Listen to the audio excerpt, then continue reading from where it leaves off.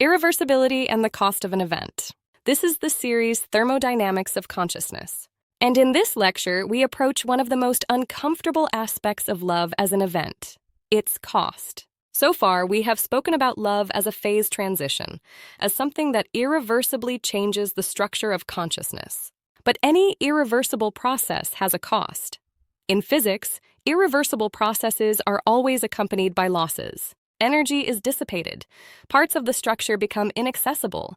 The previous state cannot be fully restored. The same happens in consciousness. After love, something is always lost. The loss of previous simplicity, the loss of naive closeness, the loss of the illusion that one can be touched without being changed.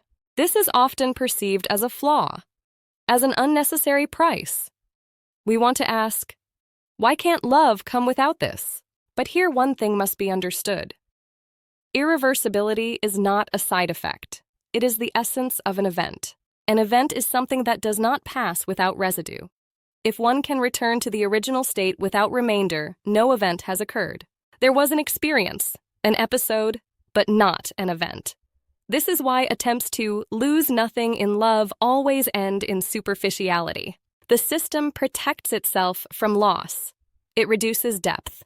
It limits involvement. It tries to remain reversible. But reversibility is incompatible with development.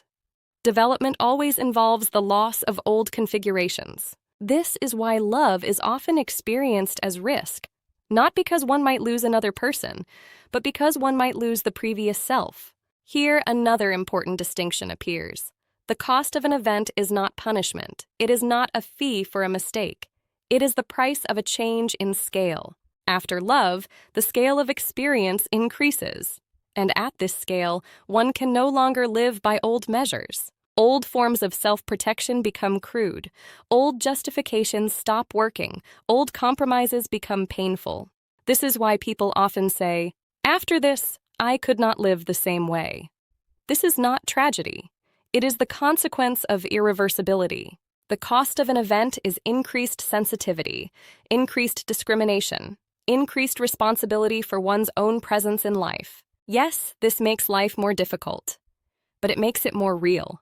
And this is why many people intuitively avoid love. Not because they fear pain, but because they fear irreversibility. Because irreversibility cannot be undone later. It remains. And in this sense, love requires courage. Not romantic courage, but ontological courage. The courage to allow an event to leave a trace.